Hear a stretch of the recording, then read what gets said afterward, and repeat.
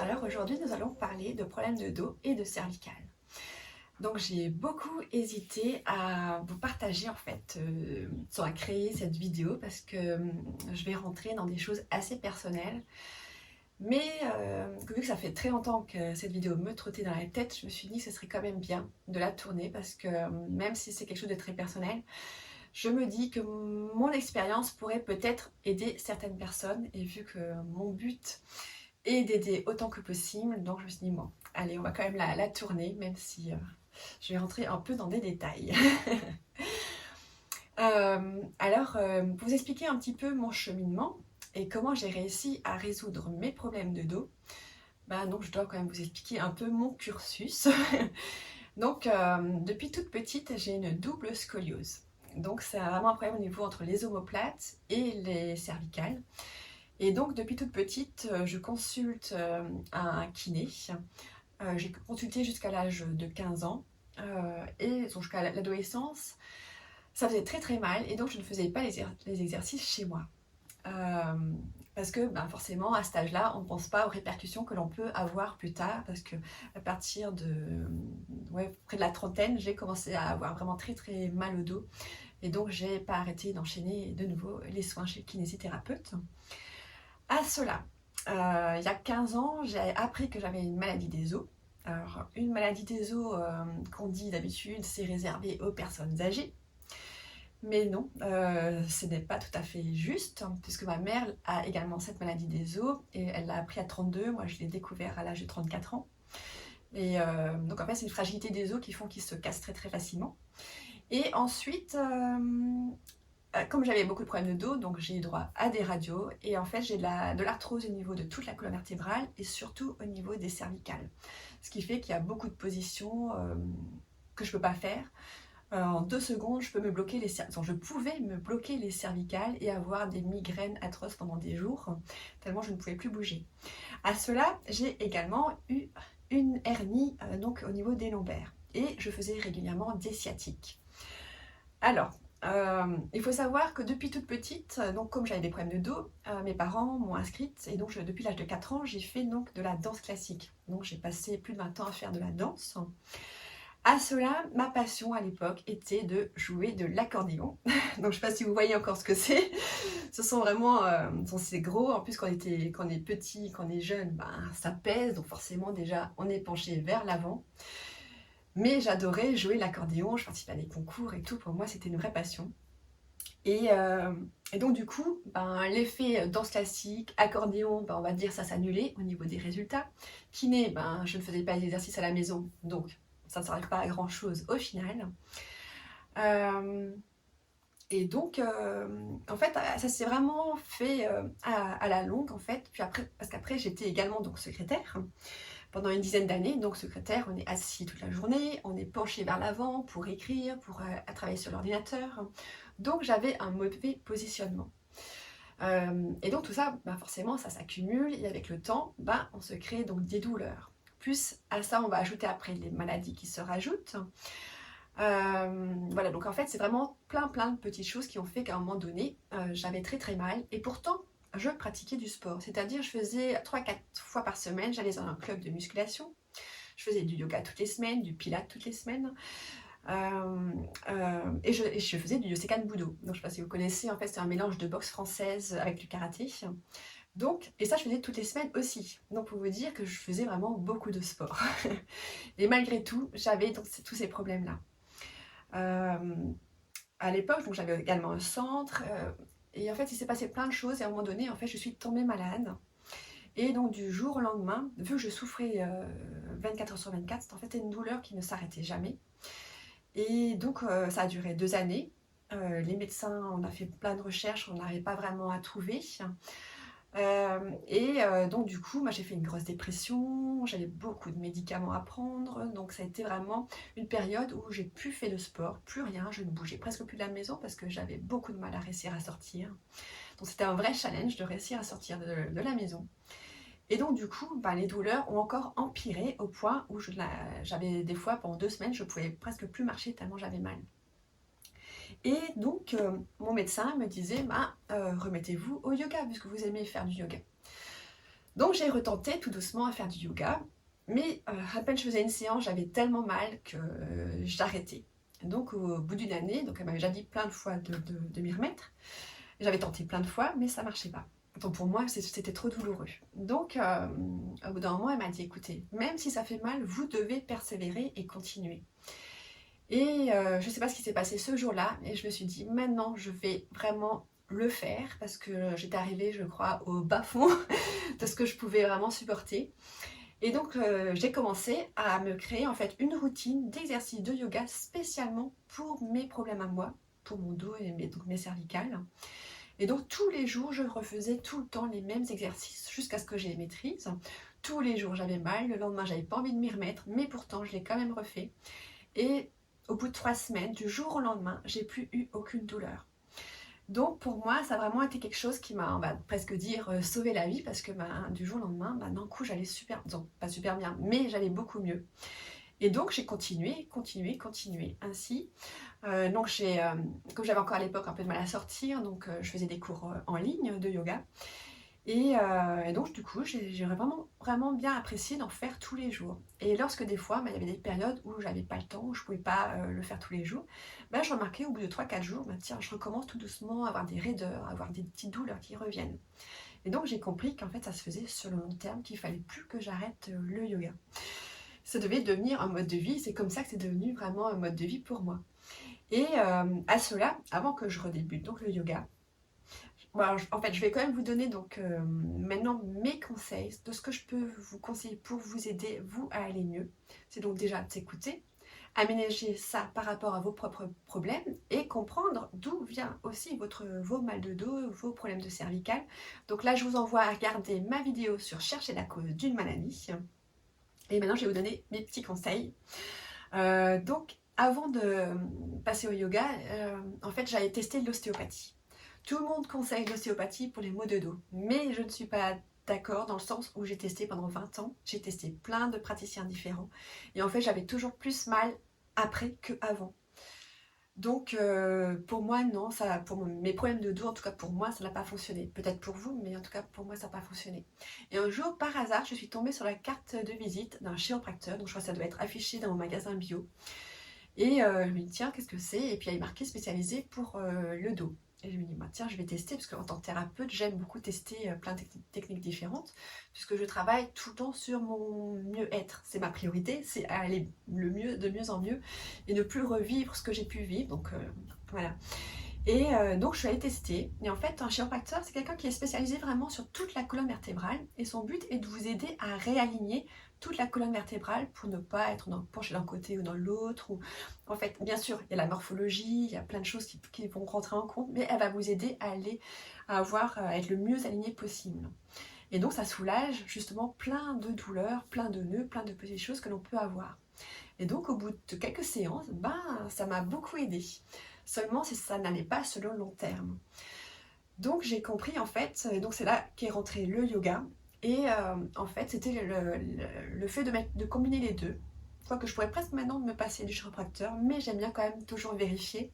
Et donc c'est devenu plus une technique préventive maintenant, donc j'y vais 1 à 2 fois par an, juste pour vérifier que tout est bien aligné. Et je pratique donc le yoga tous les jours. Donc pour revenir au yoga, lorsqu'on souhaite s'y mettre pour aller mieux, et notamment les problèmes de dos, on ne se lance pas dans n'importe quelle vidéo de yoga.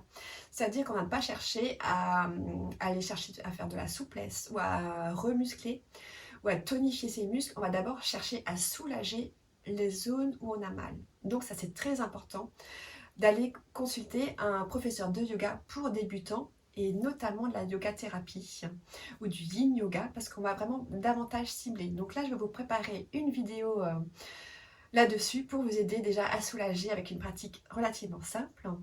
Ensuite, le yoga, c'est pas 1 fois par semaine. Lorsqu'on souhaite aller mieux, il faut le faire au minimum 3 fois par semaine.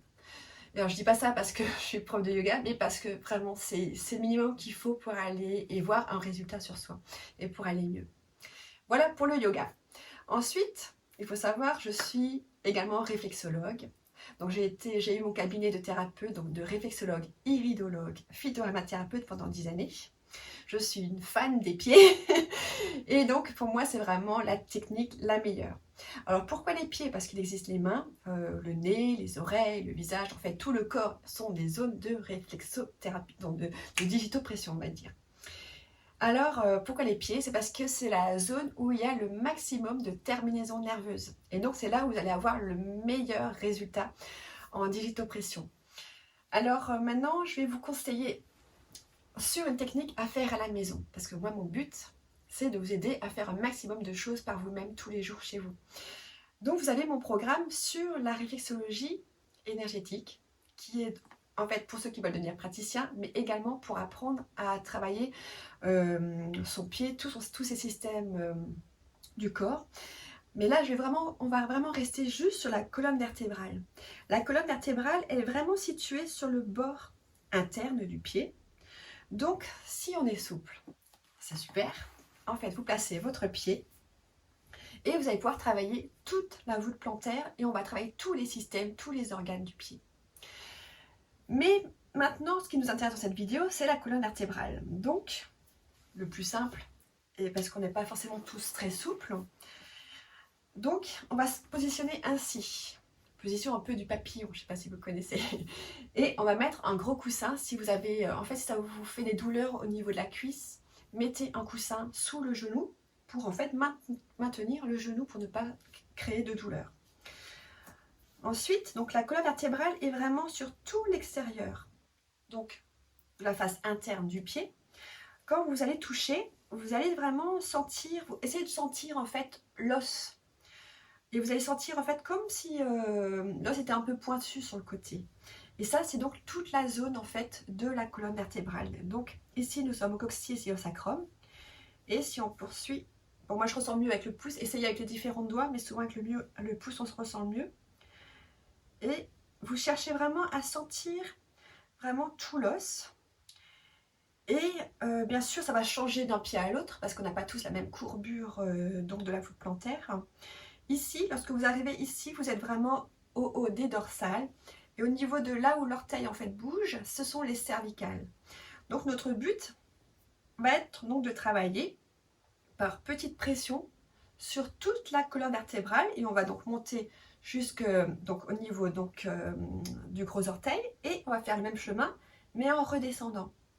Donc là, pareil, vous pouvez changer de main, ça n'a pas trop d'importance. L'idée, c'est vraiment de travailler en répétition, c'est-à-dire que lorsque vous travaillez, ça doit créer comme un bourrelet devant le pouce. Et par contre, il ne faut jamais relâcher la pression, si possible, hein, ne relâchez pas. Et continuez à avancer. Et en fait, vous avancez, ça fait comme une petite chenille en fait qui avance. Et pareil, après, donc dans le sens du retour. Si maintenant, vous avez du mal à faire ça avec le doigt, vous pouvez bien sûr utiliser la balle de tennis. Alors ça, c'est un exercice que j'aime beaucoup.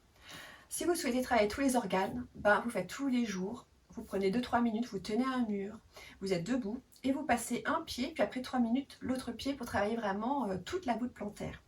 Mais là, nous sommes dans la colonne vertébrale, donc quand vous avez votre pied qui est posé, vous avez à peu près repéré où est donc votre colonne vertébrale, et vous allez poser votre balle et vous allez faire comme un petit mouvement en fait circulaire sur le point.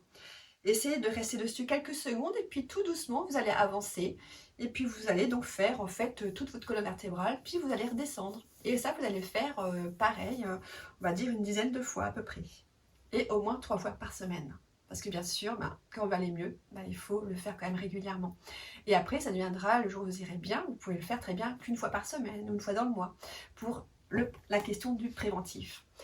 Alors, la réflexologie, juste pour envoyer l'information, en fait, quand on travaille un point en digitopression, on va créer, en fait, on va stimuler donc certaines zones qui vont envoyer un message jusqu'au niveau du cerveau et le cerveau va envoyer le message au niveau de la colonne vertébrale. En fait, tout est relié. Bon, je ne vais pas rentrer trop dans les détails, ça vous l'avez dans mon programme, mais c'est parce que c'est un peu long à expliquer. Donc voilà pour la réflexologie qui est donc une très bonne technique, surtout préventive, mais qui est quand même intéressante, ça aussi on a déjà mal. Ensuite, alors je voulais peut-être quand même expliquer une chose par rapport, j'ai parlé d'arthrose avant. Donc si maintenant vous avez des problèmes d'arthrose, il faut savoir que c'est une maladie qui est en fait qui ne guérit pas. Donc si quelqu'un vous dit que ça guérit, ce n'est pas vrai. C'est une maladie en fait qui va progresser tout au long de sa vie. Il y a des facteurs génétiques, en fait, ça peut venir de pas mal de petites choses. Mais une fois qu'on l'a, on sait qu'on l'aura pour toujours. L'idée, en fait, j'ai donc fait des études de naturopathe et de phytoaromathérapeute. Et dans ces deux formations, en fait, on apprend comment réussir à ralentir le processus, mais on ne peut pas guérir. Donc ça, je vous invite à lire l'article sur mon blog qui reparle en fait de ce que je vous ai dit dans cette vidéo et qui vous donnera des petites astuces et des petites choses à voir pour justement faire ralentir l'arthrose. Alors là, je voudrais parler en fait des problèmes de positionnement parce que ça joue un rôle énorme dans les problèmes de dos. Et on fait rarement attention à ça. Alors je sais que maintenant il existe des stages en entreprise où on peut justement travailler là-dessus, apprendre à bien se positionner par rapport à son travail. Donc n'hésitez pas à aller demander à suivre une formation là-dessus, surtout que normalement c'est pris en charge par l'État. Donc vous n'avez rien à débourser. C'est à faire sur vos heures de travail. Donc normalement vous devriez y avoir accès assez facilement. Si votre employeur dit non, il a le droit de dire non qu'une seule fois. Deuxième fois, il est obligé d'accepter. Voilà, donc ça c'est très important de se rendre compte en fait de son mauvais positionnement. Alors bien sûr on est tous uniques, on a nos formes de os, on a notre morphologie, on a la souplesse de nos os, les tendons qui sont raides ou pas, donc ça dépend de plein de choses. Bien sûr la pratique du yoga ou d'une autre technique, bien sûr peut vous aider là-dessus à mieux rétablir, mais ça se fait pas en une journée, ça se fait dans le temps. Et donc, il faut bien prendre tout ça en compte lorsqu'on va réétudier et voir comment on peut bien se positionner. Donc ça, c'est quelque chose qu'il faudrait vraiment prendre le temps de voir. Et pour ça, comment faire? Déjà, la chose la plus simple chez vous, c'est devant un miroir. Vous vous positionnez en maillot de bain, par exemple. Vous mettez devant votre miroir. Bien sûr, le miroir, il faut qu'il fasse votre taille. Et vous vous positionnez le plus naturellement possible. Et vous regardez. Et ce qui peut être intéressant si vous avez un ami ou une amie qui peut être présente, c'est également de regarder dans le dos. Parce que c'est souvent en regardant le dos qu'on voit le mieux en fait le positionnement, si on est bien positionné ou pas. Et qui vous aide à rectifier ça. Et ensuite, donc, il peut vous aider justement en rectifiant, en touchant par exemple, en vous alignant. Et vous, dans votre corps, vous devez être dans votre ressenti pour voir est-ce que je me sentirais bien ou pas dans cette position, ou est-ce que morphologiquement, c'est pas possible. Donc là, ça peut être intéressant également de voir ça avec un chiropracteur ou un ostéopathe. Parce que ou un kiné. Ce sont les trois personnes qui peuvent vraiment bien vous aider à voir et à ressentir votre corps et à bien vous positionner. Et là, j'aurais peut-être plus tendance à dire peut-être le kiné qui du coup pourra également vous donner des exercices à faire à la maison pour vous aider à justement bien vous positionner. Voilà pour tous mes petits conseils, mes petites astuces. Donc tentez, comme je dis toujours, ne croyez pas ce que je vous dis, tentez l'expérience et puis vous verrez bien par vous-même si ça vous aide ou pas. Bien sûr, suivant vos problèmes, n'hésitez pas à en parler avec votre médecin pour avoir son aval, voir ce qu'il en pense. Alors bien sûr, tout ce qui est médecine allopathique et médecine naturelle, des fois ça ne va pas toujours ensemble. Donc à vous de juger après et à écouter votre cœur pour savoir ce qui est bon pour vous.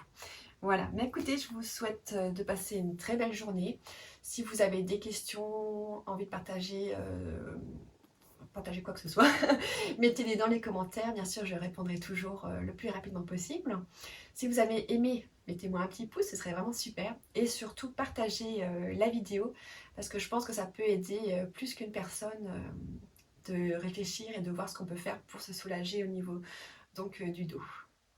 Bisous, bye bye.